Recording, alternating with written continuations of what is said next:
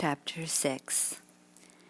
Joe Hardy quickly led the way into the swampy area as the older boys trooped along, everyone talking at once.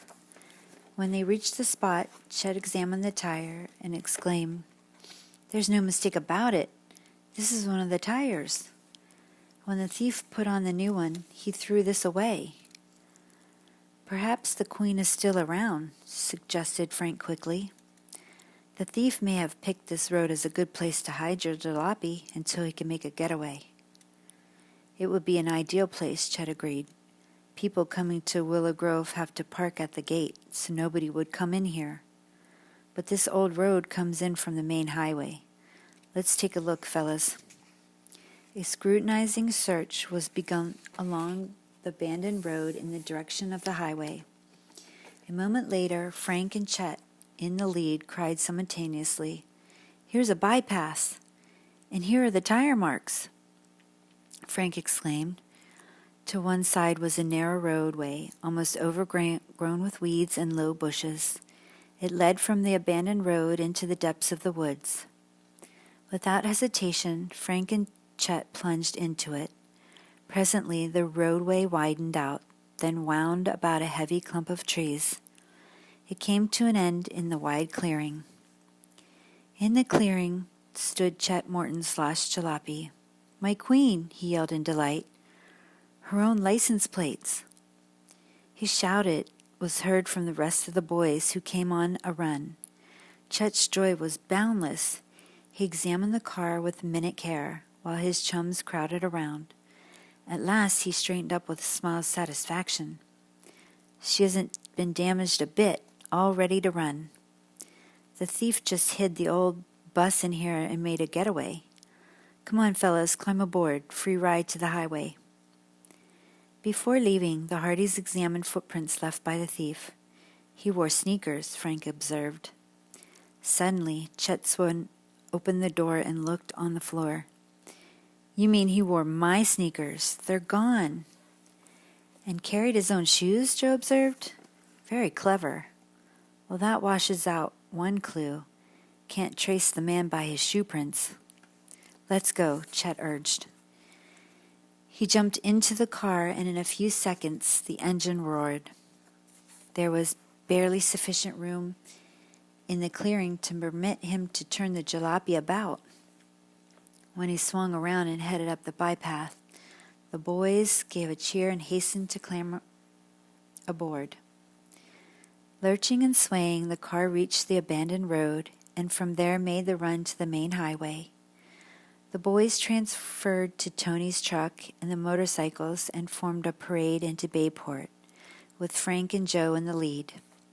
It was their intention to ride up to police headquarters and announce their success to Chief Collig. "And I hope Smuff will be around," Chet gloated. As the grinning riders came down Main Street, however, they noticed that no one paid any attention to them, and there seemed to be an unusual air of mystery in the town. People were standing in little groups, gesticulating and talking earnestly. Presently, the Hardys saw Oscar Smuff striding along with a portentous frown.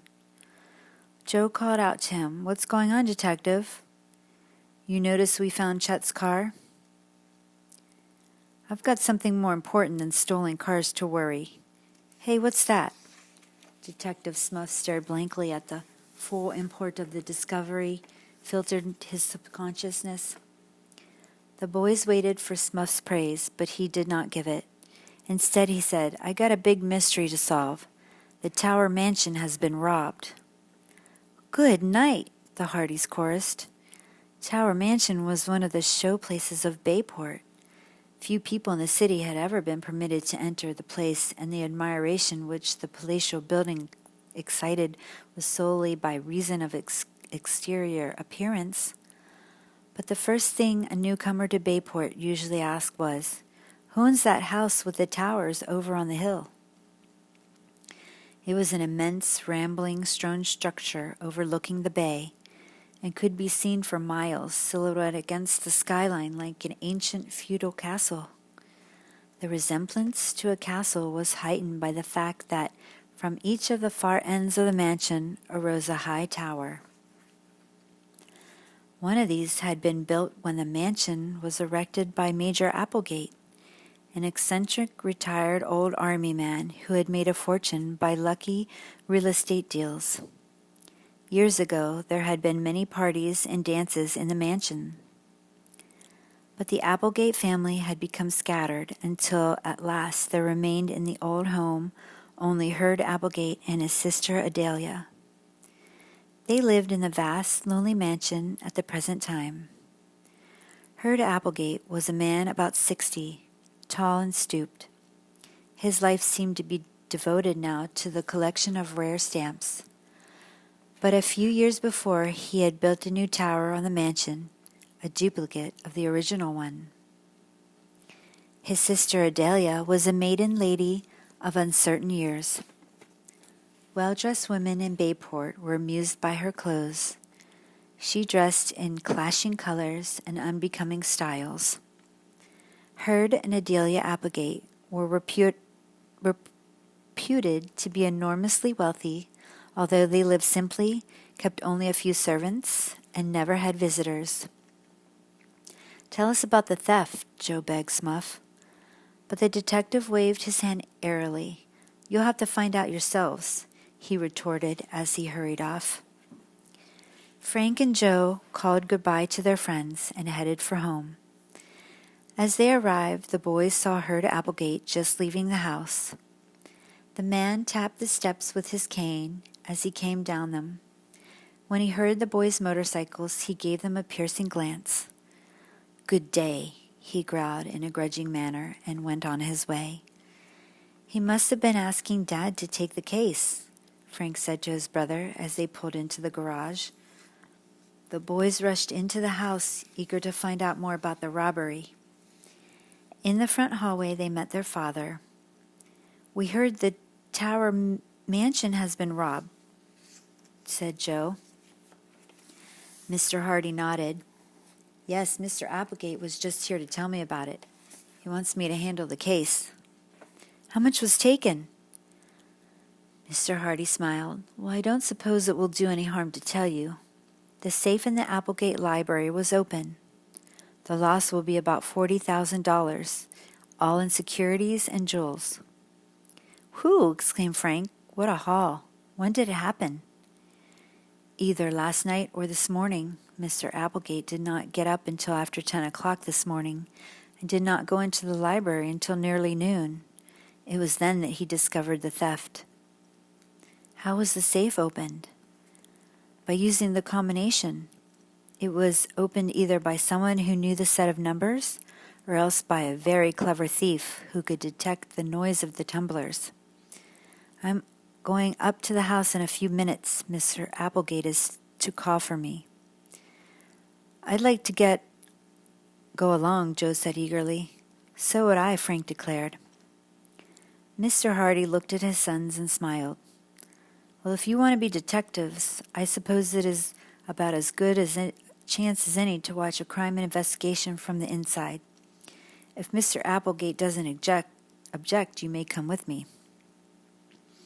A few minutes later, a foreign-make, chauffeur-driven car drew up before the Hardy home. Mr. Applegate was seated in the rear, his chin resting on his cane. The three Hardys went outside. When the detective mentioned the boy's request, the man merely grunted assent and moved over. Frank and Joe stepped in after their father. The car headed toward Tower Mansion. "I don't really need a detective in this case," Herd Applegate snapped. "Don't need one at all.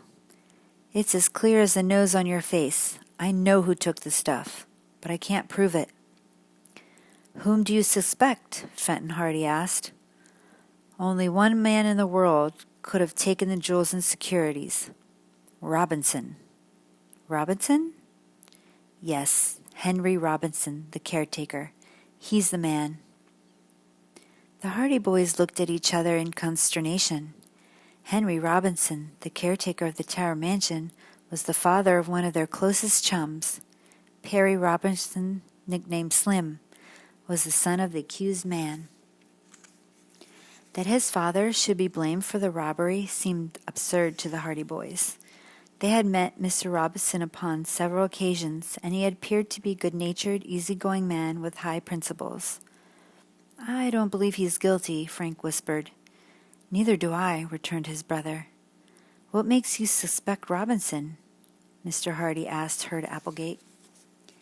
"He's the only person besides my sister, and he came, and me, who ever saw that safe opened and closed. He could have learned the combination if he'd kept his eyes and ears open, which I'm sure he did." "Is that your only reason for suspecting him?" "No. This morning he paid off a $900 note at the bank, and I know for a fact he didn't have more than $100 to his name a few days ago. Now where did he raise $900 so suddenly?" "Perhaps he has a good explanation," Mr. Hardy suggested. "Oh, he'll have an explanation all right," sniffed Mr. Applegate, "but it will have to be a mighty good one to satisfy me." The automobile was now speeding up the wide driveway that led to Tower Mansion, and within a few minutes stopped at the front entrance. Mr. Hardy and the boys accompanied the eccentric man into the house. "Nothing has been disturbed in the library since the discovery of the theft," he said, leading the way.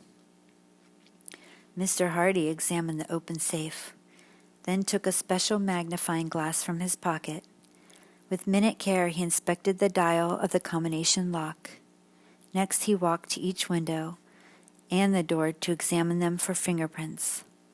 He asked Mr. Applegate to hold his fingers up to a strong light and got a clear view of the whorls and lines on the inside of the tips. At last he shook his head. "A smooth job," he observed. "The thief must have worn gloves. All the fingerprints in the room, Mr. Applegate, seems to be yours." "No use looking for fingerprints or any other evidence," Mr. Applegate barked impatiently. "It was Robinson, I tell you." "Perhaps it would be a good idea for me to ask him a few questions," Mr. Hardy advised. Mr. Applegate rang for one of the servants and instructed him to tell the caretaker to come to the library at once. Mr. Hardy glanced at the boys and suggested they wait in the hallway. "It might prove less embarrassing to Mr. Robinson that way," he said in a low voice. Frank and Joe readily withdrew. In the hall they met Mr. Robinson and his son Perry. The man was calm but pale, and at the doorway he patted Slim on the shoulder. "Don't worry," he said. "Everything will be all right." With that, he entered the library. Slim turned to his two friends. "It's got to be," he cried out. "My dad is innocent." Chapter 7. Frank and Joe were determined to help their chum prove his father's innocence. They shared his conviction that Robinson was not guilty. "Of course he's innocent," Frank agreed. "He'll be able to clear himself all right, Slim." "But things look pretty black right now," the boy said. He was white-faced and shaken. "Unless Mr. Hardy can catch the real thief, I'm afraid Dad will be blamed for the robbery." "Everybody knows your father is honest," said Joe consolingly. "He has been a faithful employee. Even Mr. Applegate will have to admit that." "Which won't help him much if he can't clear himself of the charge. And Dad admits that he did know the combination of the safe, although of course he'd never use it." "He knew it?" repeated Joe, surprised. "Dad learned the combination accidentally. It was so simple one couldn't forget it. This was how it happened. One day, when he was cleaning the library fireplace, he found a piece of paper with numbers on it. He studied them and decided they were the safe combination. Dad laid the paper on the desk. The window was open, and he figured the breeze must have blown the paper to the floor." "Does Mr. Applegate know that?" "Not yet. But Dad is going to tell him now. He realizes it will look bad for him, but he's going to give Mr. Applegate the truth." From the library came the hum of voices. The harsh tones of Herd Applegate occasionally rose above the murmur of conversations, and finally the boys heard Mr. Robinson's voice rise sharply. "I didn't do it! I tell you I didn't take that money." "Then where did you get the $900 you paid on that note?" demanded Mr. Applegate. Silence. Where did you get it? I'm not at liberty to tell you or anyone else. Why not? I got the money honestly. That's all I can say about it. Oh ho, exclaimed Mr. Applegate. You got the money honestly, yet you can't tell me where it came from. A pretty story. If you got the money honestly, you shouldn't be ashamed to tell me where it came from. I'm not ashamed. I can only say again, I'm not at liberty to talk about it. Mighty funny thing that you should get $900 so quickly. You were pretty hard up last week, weren't you? Had to ask for an advance on your month's wages. That is true. And then the day of this robbery, you suddenly have $900 you can't explain. Mr. Hardy's calm voice broke in.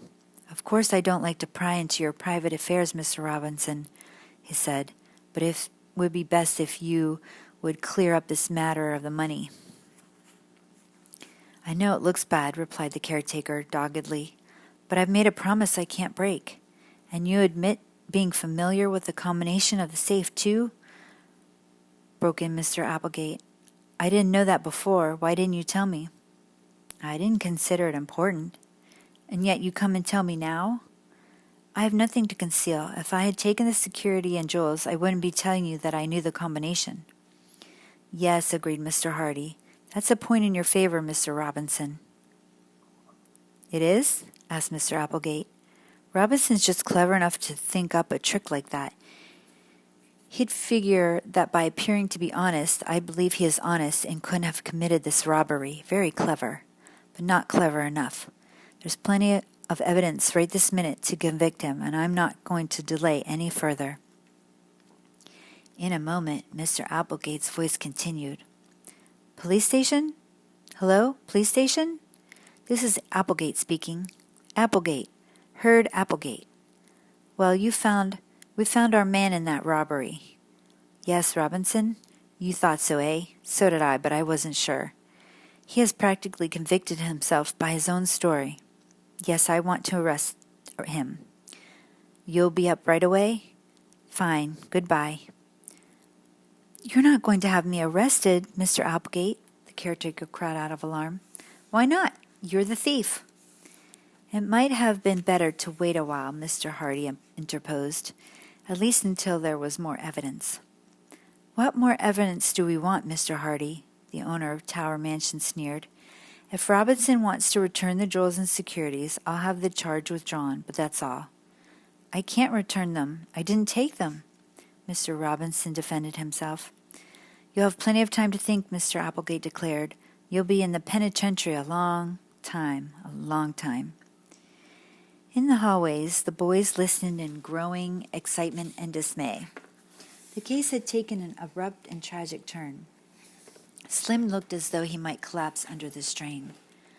My dad's innocent, the boy muttered over and over again, clenching his fist. I know he is. They can't arrest him. He never stole anything in his life. Frank patted his friend on the shoulder. Brace up, pal, he advised. It looks discouraging just now, but I'm sure your father will be able to clear himself. I'll have to tell Mother, stammered Slim. This will break her heart. And my sisters. Frank and Joe followed the boy down the hallway and along a corridor that led to the east wing of the mansion. There, in a neat but sparsely furnished apartment, they found Miss Robinson, a gentle, kind-faced woman who was lame. She was seated in a chair by the window, anxiously waiting. Her two daughters, Paula and Tessie, 12-year-old twins, were at her side, and all looked at in expectation as the boys came in. What news, son? Miss Robinson asked bravely after she had greeted the Hardys. Bad, Mother. They're not arresting him, cried Paula, springing forward. Perry nodded wordlessly. But they can't, Tessie protested. Dad couldn't do anything like that. It's wrong. Frank, looking at Miss Robinson, saw her suddenly slump over in a faint. He sprang forward and caught the woman in his arms as she was about to fall to the floor. Mother! Cried Slim in terror, as Frank laid Miss Robinson on a couch. Then he said quickly to his sister, Paula, bring the smelling salts and her special medicine. Perry explained that at times undue excitement caused an attack. I shouldn't have told her about Dad, the boy kidded himself. She'd have to know sooner or later, Joe said kindly. In a moment, Paula returned with a bottle of smelling salts and medicine.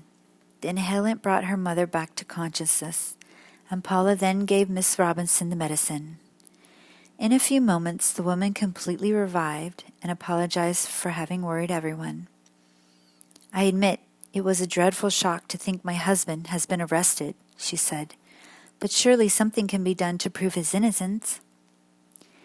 Instantly, Frank and Joe assured her they would do everything they could to find the real thief because they too felt that Mr. Robinson was not guilty. The next morning, as the brothers were dressing in their room at home, Frank remarked, "There's a great deal about the case that hasn't come to surface yet. It's just possible that the man who stole Chet Morton's car may have had something to do with the theft." Joe agreed. He was a criminal, that much is certain. He stole an automobile and tried to hold the ticket office, so why not another robbery?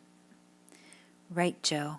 I just realized that we never inspected Chet's car for any clues to the thief, so let's do it. The stout boy did not bring his jalopy to school that day, so the Hardys had to submerge their curiosity until classes and baseball practice were over. Then, when Miss Morton picked up Chet and Iola, Frank and Joe went home with them. "I'll look under the seats," Joe offered, "and I'll search the trunk compartment." Frank walked back to the car and raised the cover. He began rooting under rags, papers, and discarded schoolbooks. Presently, he gave a cry of victory. "Here it is! The best evidence in the world!" Joe and Chet rushed to his side as he held up a man's red wig. Frank said excitedly, "Maybe there's a clue in this hairpiece." An examination failed to reveal any, but Frank said he would like to show the wig to his father. He covered it with a handkerchief and put it carefully in an inner pocket. Chet drove the Hardys home. They assumed that their father was in his study on the second floor and rushed up there and into the room without ceremony. "Dad, we found a clue," Joe cried. Then he stepped back embarrassed as he realized there was someone else in the room. "Sorry," said Frank. The boys would have retreated, but Mr. Hardy's visitor turned around and they saw that it was Perry Robinson. "It's only me," said Slim. "Don't go." "Hi, Slim." "Perry has been trying to shed a little more light on the tower robbery," explained Mr. Hardy. "But what is this clue you're talking about?" "It might concern the robbery," replied Frank. "It's about the red-haired man." He took the wig from his pocket and told where he had found it.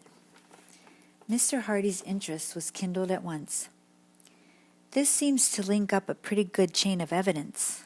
The man who passed you on the shore road wrecked the car he was driving, then stole Chet's and afterward tried to hold up the ticket office. When he failed there, he tried another and more successful robbery at the tower." "Do you really think the wig might help us solve the tower robbery?" asked Perry, taking hope. "Possibly. I was just telling your father," Slim went on, "that I saw a strange man lurking around the grounds of the mansion 2 days before the robbery. I didn't think anything of it at the time, and in the shock of Dad's arrest, I forgot about it." "Did you get a good look at him? Could you describe him?" Frank asked. "I'm afraid I can't. It was in the evening. I was sitting by a window studying and happened to look up. I saw this fellow moving about among the trees. Later, I heard one of the dogs barking in another part of the grounds. Shortly afterward, I saw someone running across the lawn. I thought he was just a tramp." "Did he wear a hat or a cap?" "As near as I can remember, it was a cap. His clothes were dark." "And you couldn't see his face?" "No." "Well, it's not much to go on," said Mr. Hardy, "but it might be linked up with Frank and Joe. Idea that the man who stole the jalopy may still have been hanging around Bayport." The detective thought deeply for a few moments. I'll bring all these facts to Mr. Applegate's attention, and I'm also going to have a talk with the police authorities. I feel they haven't enough evidence to warrant holding your father, Perry." "Do you think you can have him released?" the boy asked eagerly. "I'm sure of it. In fact, I believe Mr. Applegate is beginning to realize now that he made a mistake. It will be wonderful if we can have Dad back with us again," said Perry. "Of course, things won't be the same for him. He'll be under a cloud of suspicion as long as this mystery isn't cleared up. I suppose Mr. Applegate won't employ him or anyone else." "All the more reason why we should get busy and clear up the affair," Frank said quickly, and Joe added, "Slim, we'll do all we can to help your father." Chapter 8. When the Hardy boys were on their way home from school the next afternoon, they noticed that a crowd had collected in the vestibule of the post office and were staring at the bulletin board. "Wonder what's up now," said Joe, pushing his way forward through the crowd with the agility of an eel. Frank was not slow in following. On the board was a large poster. The ink on it was scarcely dry. At the top, in enormous black letters, it read, $1,000 reward. Underneath, in slightly smaller type, was the following: "The above reward will be paid for information leading to the arrest of the person or persons who broke into Tower Mansion and stole jewels and securities from a safe in the library." The reward was being offered by Hurd Applegate. "Why, that must mean the charge against Mr. Robinson has been dropped," exclaimed Joe. "It looks like it. Let's see if we can find Slim." All about them people were commenting on the size of the reward, and there were many expressions of envy for the person who would be fortunate enough to solve the mystery. $1,000, said Frank, as the brothers made their way out of the post office. "That's a lot of money, Joe." "I'll say it is. And there's no reason why we haven't as good as a chance of earning it as anyone else. I suppose Dad and the police are barred from the reward, for it's their duty to find the thief if they can. But if we track him down, we can get the money. It'll be a good sum to add to our college fund. Let's go." "Say there's Slim now." Perry Robinson was coming down the street toward them. He looked much happier than he had the previous evening, and when he saw the Hardy boys, his face lit up. "Dad is free," he told them. "Thanks to your father, the charge has been dropped." "I'm sure glad to hear that," exclaimed Joe. "I see a reward is being offered." "Your father convinced Mr. Applegate that it must have been an outside job and the work of a professional thief." Chief Colleague admitted that there wasn't much evidence against Dad, so they let him go. It's a great relief. My mother and sister were almost crazy with worry. "No wonder," Frank commented. "What's your father going to do now?" "I don't know," Slim admitted. "Of course we've moved from the Tower Mansion estate. Mr. Applegate said that even though the charge has been dropped, he wasn't altogether convinced in his own mind that Dad hadn't had something to do with the theft, so he dismissed him." "That's tough luck. But your dad will be able to get another job somewhere," Frank said consolingly. "I'm not so sure about that. People aren't likely to employ a man who's been suspected of stealing. Dad tried 2 or 3 places this afternoon, but he was turned down." The Hardys were silent. They felt very sorry for the Robinsons and were determined to do what they could to help them. "We've rented a small house just outside the city," Slim went on. "It's cheap and the neighborhood is kind of bad, but we'll have to get along." Frank and Joe admired Slim. There was no false pride about him. He faced the facts as they came and made the best of them. "But if Dad doesn't get a job, it will mean that I'll have to go to work full time." "Why, Slim, you'd have to quit school," Joe cried out. I can't help that. I wouldn't want to, for I was trying for a scholarship, but the brothers realized how much it would mean to their chum if he had to leave school. Perry Robinson was an ambitious boy and one of the top 10 in his class. He had always wanted to continue his studies and go on to university, and his teachers had predicted a brilliant career for him as an engineer. Now it seemed that all his ambitions for a high school diploma and a college education would have to be given up because of this misfortune. Frank put an arm around Slim's shoulders. "Chin up," he said with a warm smile. "Joe and I are going to plug away at this affair until we get to the bottom of it." "It's mighty good of you fellas," Slim said gratefully. "I won't forget in a hurry."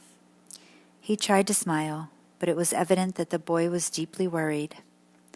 When he walked away, it was not with the light, carefree step which the Hardys associated with him. "What's the first move, Frank?" Joe asked. "We'd better get a full description of those jewels. Perhaps the thief tried to pawn them. Let's try all the pawn shops and see what we can find out." "Good idea, even if the police have already done it," Frank grinned. Then he sobered. "Do you think Applegate will give us a list?" "We won't have to ask him. Dad should have that information. Let's find out right now." When the boys returned home, they found their father waiting for them. "I have news for you," he said. "Your theory about the wrecked auto being stolen has been confirmed. Kolig phoned just now and told me the true ownership had been traced by the engine number. Car belongs to a man over in Thornton." "Good. That's one more strike against the thief," Joe declared. But a moment later, the boys met with disappointment when they asked their father for a list of the stolen jewels. "I'm willing to give you all the information I have," said Fenton Hardy, "but I'm afraid it won't be of much use. Furthermore, I'll bet I can tell just what you're going to do." "What?" "Make the rounds of the pawn shops to see if any of the jewels have been turned in." The Hardy boys looked at each other in amazement. "I might have guessed," said Frank. Their father smiled. "Not an hour after I was called in on the case, I had a full description of those jewels in every pawn shop in the city. More than that, the description has been sent to jewelry firms and pawn shops in other cities near here, and also the New York police. Here's a duplicate list if you want it, but you'll just be wasting time calling at the shops.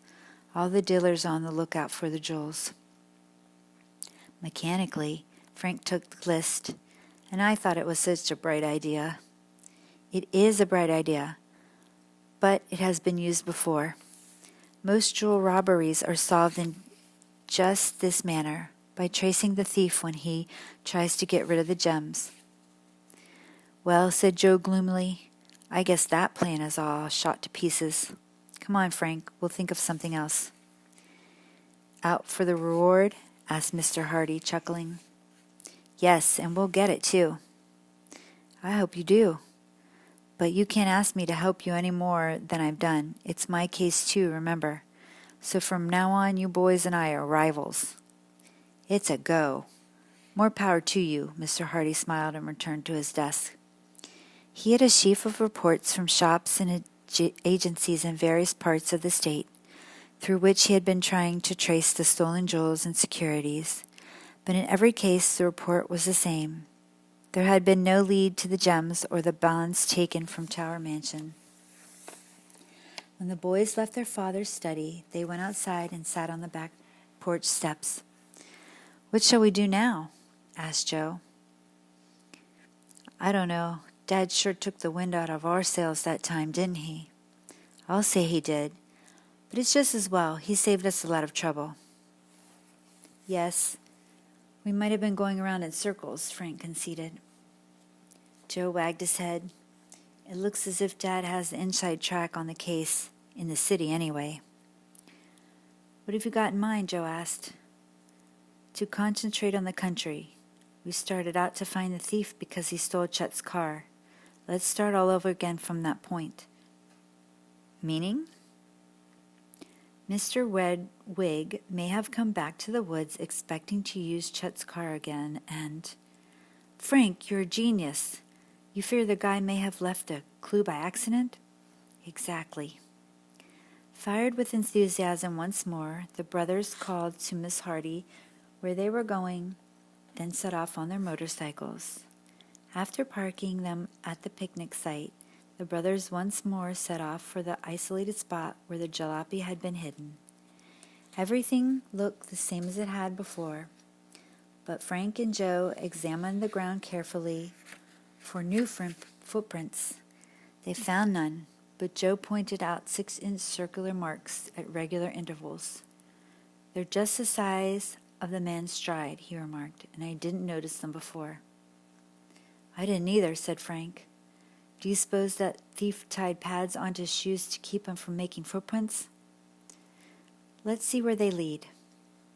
The boys followed the circular marks through the thicket. They had not gone far when their eyes lit up with excitement. Another clue, Joe yelled, and this time a swell one. Chapter 9. Maybe, Frank said with a grin, Dad will take us into camp when he sees these. Just a minute, Joe spoke up. I thought we were rivals now, and you and I have to solve this mystery alone to earn the reward. Frank held up a man's battered felt hat and an old jacket. If these belong to that thief, I think we've earned the money already. He felt through the pockets of the jacket, but they were empty. No clue here, he said. This hat has a label, though. New York City store, said Joe. And the coat, too, Frank added. Same shop. Well, one thing is sure. If they do belong to the thief, he never meant to leave them. The labels are a dead giveaway. He must have been frightened off, Joe concluded. Maybe when he found that Chet's jalopy was gone, he felt he'd better scram and forget the coat and hat. What I'd like to know, Frank said, is whether some hairs from that red wig may be in the hat. Joe grinned. Bright boy. He carried the hat to a spot where the sunlight filtered down through the trees and looked intently at the inside, even turning down the band. Yow-wee! Success! He yelled. Frank gazed at 2 short strands of red hair. They looked exactly like those in the wig which the boys had found. Joe sighed. I guess we'll have to tell Dad about this. He has the wig. Right. Frank and Joe hurried home, clutching their precious clues firmly. Mr. Hardy was still in his study when his sons returned. The detective looked up, frankly surprised to see them home so soon. There was the suspicion of a twinkle in his eyes. What? More clues? He exclaimed. You're really on the job. You bet we have more clues, cried Frank eagerly. He told the boy's story and laid the hat and jacket on the table. We're turning these over to you. But I thought you two were working on this case as my rivals. To tell the truth, said Frank, we don't know what to do with the clue we found. It leads to New York City. Mr. Hardy leaned forward in his desk chair and Frank pointed out the labels and the 2 strands of red hair. And besides, Frank went on, I guess the only way to prove that the thief owns these clothes is by comparing the hairs in the hat with the red wig. And Joe and I don't have that wig. With a grin on the detective's face, went to his files and brought it out. Chief Collig left this here. The strands of hair were compared and matched perfectly. You boys have certainly made fine progress, Mr. Hardy praised his sons. He smiled. And since you have, I'll let you in on a little secret. Chief Collig asked me to see what I could figure out of the wig. He says there's no maker's name on it. And there isn't, Joe asked. His father's eyes twinkled once more. I guess Collig's assistants weren't very thorough. At any rate, I discovered there's an inner lining, and on that is the maker's name. He's in New York City, and I was just thinking about flying there to talk to him. Now you boys have given me a double incentive for going. Frank and Joe beamed with pleasure. Then suddenly their faces clouded. "What's the matter?" Mr. Hardy asked them. Joe answered, "It looks as if you're going to solve the case all alone." "Nothing of the sort," the detective replied. "The person who bought the wig may not have given his name. The hat may have been purchased a long time ago, and it isn't likely that the clerk who sold it will remember who bought it. The same with the jacket." Frank and Joe brightened. "Then the case is far from solved," said Frank. "All these are good leads, however," Mr. Hardy said. "There's always the chance that the store may not be far from where the suspect lives, though it is a slim chance. We can't afford to overlook anything. I'll take these articles to the city and see what I can do. It may mean everything and it may mean nothing. Don't be disappointed if I come back empty-handed, and don't be surprised if I come back with some valuable information." Mr. Hardy tossed the wig, coat, and hat into a bag that was standing open near his desk. Then the detective was accustomed to being called away suddenly on strange errands, and he was always prepared to leave at a moment's notice. "Not much use starting now," he said, glancing at his watch, "but I'll go to the city first thing in the morning. In the meantime, you boys keep your eyes and ears open for more clues. The case isn't over yet by any means." Mr. Hardy picked up some papers on his desk as a hint that the interview was over, and the boys left the study. They were in a state of high excitement when they went to bed that night and could not get to sleep. "That thief must be pretty smart," murmured Joe, after they had talked long into the night. "The smarter crooks are, the harder they fall," Frank replied. "If this fellow has any kind of record, it won't take long for Dad to run him down. I've heard Dad say that there's no such thing as a clever crook. If he was really clever, he wouldn't be a crook at all." "Yes, I guess there's something in that, too.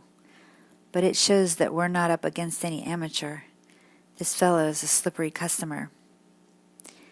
"He'll have to be mighty slippery from now on. Once Dad has a few clues to work on, he never lets up until he gets his man. And don't forget us," said Joe, yawning. With that, the boys fell asleep. When they went down to breakfast the following morning, Frank and Joe learned that their father had left for New York on an early morning plane. Their mother remarked, "I'll be so relieved when he gets back. So often these missions turn out to be dangerous." She went on to say that her husband had promised to phone her if he wasn't going to be back by supper time. Suddenly she added with a tantalizing smile, "Your father said he might have a surprise for you if he remains in New York." Miss Hardy refused to divulge another word. The boys went to school, but all through the morning he could scarcely keep their minds on studies. They kept wondering how Fenton Hardy was faring on his quest in New York and what the surprise was. Slim Robinson was at school that day, but after classes he confided to the Hardys that he was leaving for good. "It's no use," he said.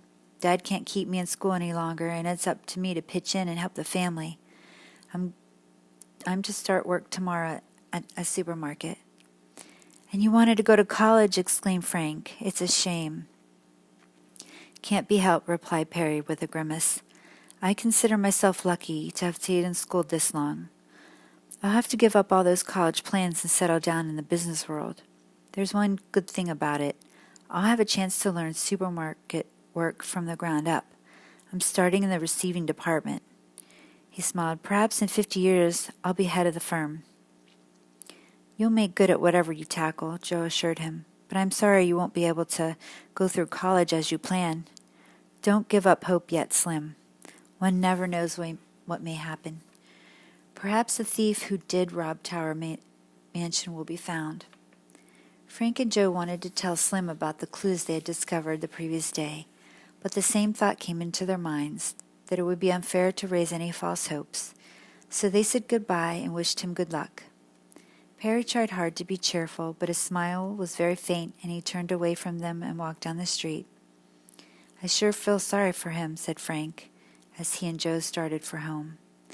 "He was such a hard worker in school and counted so much on going to college. We've just got to clear up the Tower robbery. That's all there is to it, declared his brother.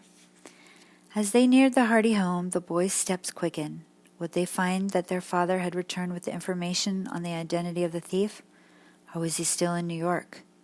And were they about to share another of his secrets? Chapter 5.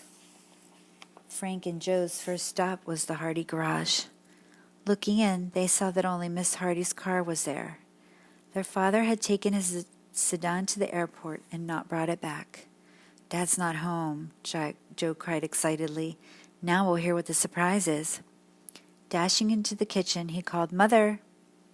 "I'm upstairs, dear," Miss Hardy called back. The boys rushed up the front stairway 2 steps at a time. Their mother met them at the door of their bedroom. Smiling broadly, she pointed to a packed suitcase on Frank's bed. The boys looked puzzled. Next, from her dress pocket, Miss Hardy brought out 2 plane tickets and some dollar bills. She handed a ticket and half the money to each of her sons, saying, "Your father wants you to meet him in New York to help him on the case." Frank and Joe were speechless for a moment. Then they grabbed their mother in a bear hug. "This is super!" Joe exclaimed. "What a surprise!" Frank looked affectionately at his mother. "You sure were busy today, getting our plane tickets and money. I wish you were going too." Miss Hardy laughed. "When I go to New York for a weekend, I want to have fun with you boys, not trot around to police stations and thieves' hideouts," she teased. "I'll go some other time." "Well, let's hurry downstairs. There's a snack ready for you. Then I'll drive my detective sons to the airport." In less than 2 hours, the boys were on the plane to New York City. Upon landing there, they were met by Mr. Hardy. He took them to his hotel, where he had engaged an adjoining room for them. It was not until the doors were closed that he brought up the subject of the mystery. "The case has taken an interesting turn and may involve considerable research. That's why I thought you might help me." "Tell us what has happened so far," Frank requested eagerly. Mr. Hardy said that immediately upon arriving in the city, he had gone to the office of the company which had manufactured the red wig. After sending in his card to the manager, he had been admitted readily. "That's because the name of Fenton Hardy is known from the Atlantic to the Pacific," Joe interjected proudly. The detective gave his son a wink and went on with the story.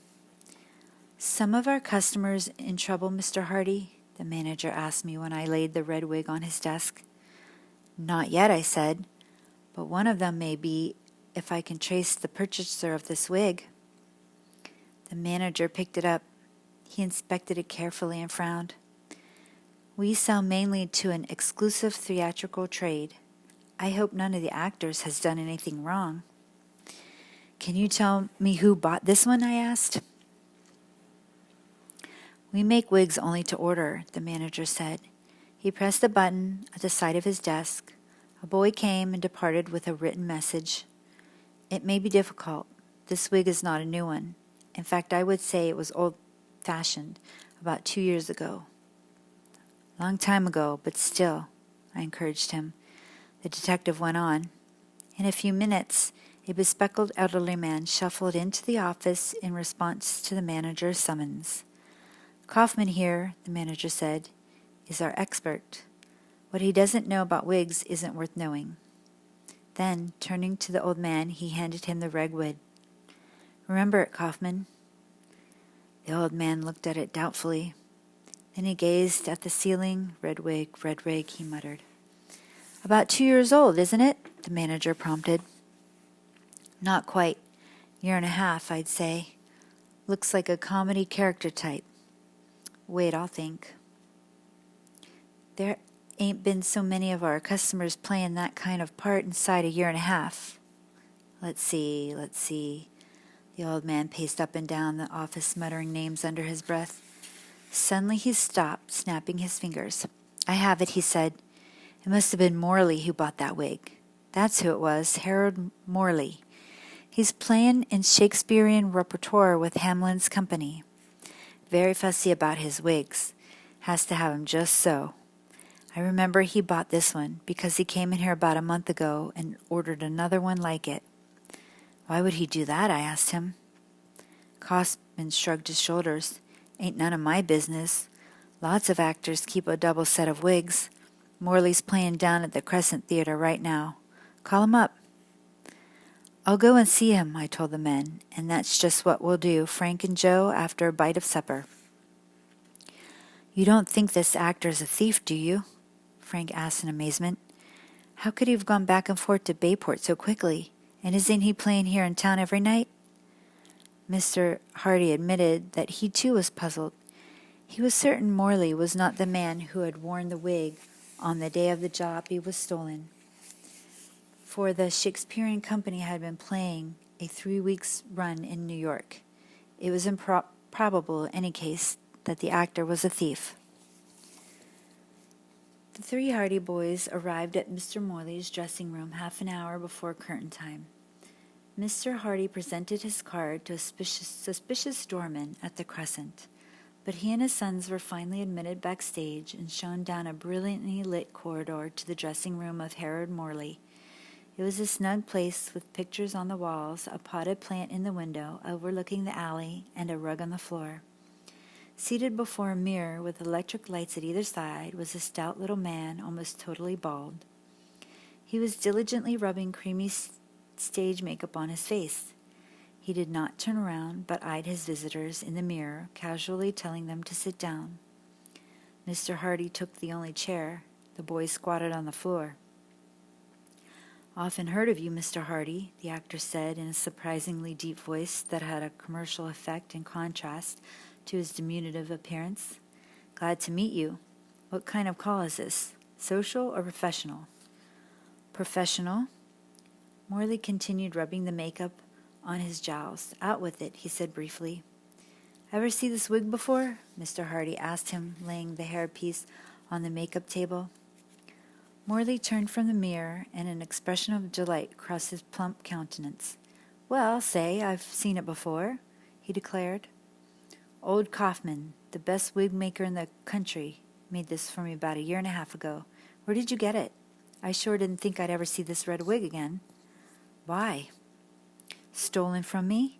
Some low-down sneak got in here and cleaned out my dressing room one night during the performance. Nerviest thing I've ever heard of. Came right in here while I was doing my stuff out front, grabbed my watch and money and diamond ring I had laying by the mirror, took this wig and a couple of others that were around, and beat it. No one saw him come or go. Must have got in by that window. Morley talked in short, rapid sentences, and there was no mistaking his sincerity. All the wigs were red, he stated. I didn't worry so much about the other wigs because they were for old plays, but this one was being used right along. Kaufman made it especially for me. I had to get him to make another one. But say, where did you find it? Oh, my son's located some detective work we're on. The crook left this behind. I was trying to trace him by it. Morley did not inquire further. That's all the help I can give you, he said. The police never did learn who cleaned out my dressing room. Too bad. Well, I'll probably get him some other way. Give me a list and description of the articles he took from you. Probably I can trace him through that. Glad to, Morley said. He reached into a drawer and drew out a sheet of paper, which he handed to the detective. That's the same list I gave the police when I reported the robbery. Number of the watch and everything. I didn't bother to mention the wigs. Figured they wouldn't be in any condition to wear if I'd get them back. Mr. Hardy folded the list and put it in his pocket. Morley glanced at his watch lying face up beside the mirror and gave an exclamation. Suffering subbushable curtain in 5 minutes, and I'm not half made up yet. Excuse me, folks, but I've got to get on my horse. In this business, I'll be ready to go in a minute. He seized a stick of grease paint and feverishly resumed the task of altering his appearance to that of the character he was portraying at that evening's performance. Mr. Hardy and his sons left. They made their way out to the street. Not much luck there, Frank commented. Except through Mr. Morley's stolen jewelry, his father reminded him. If that's located in the pawn shop, it may lead to the thief. Well, boys, would you like to go into the theater via the front entrance and see the show? Yes, Dad, the brothers replied, and Joe added, tomorrow we'll try to find out the name and address of the thief through his coat and hats. Right, the detective said. The Hardys enjoyed the performance of The Merchant of Venice with Mr. Morley as Lancelot Gobbo and laughed hilariously at his comedy and gestures. The next morning, the detective and his sons visited the store from which the thief's jacket and hat had been purchased. They were told that the styles were 3 years out of date, and there was no way to tell who had bought them. The articles, the head of the men's suit department suggested, may have been picked up more recently at a second-hand clothing store. The Hardys thanked him and left. All this trip for nothing, Joe gave a sigh. His father laid a hand on the boy's shoulder. A good detective, he said, never sighs with discouragement nor becomes impatient. It took years of persistence to solve some famous cases. He suggested that their next effort be devoted to doing some research in the city's police files. Since Mr. Hardy had formerly been a member of the New York City Detective Force, he was permitted to search the records at any time. Frank and Joe accompanied him to headquarters, and the work began. First came a rundown on any known New York criminals who used disguises. Of these men, the Hardys took the reports on the ones who were thin and of medium height. Next came a check by telephone on the whereabouts of these people. All could be accounted for as working some distance from Bayport at the time of the theft, with one exception. I'll bet he's our man, Frank exclaimed. But where is he now?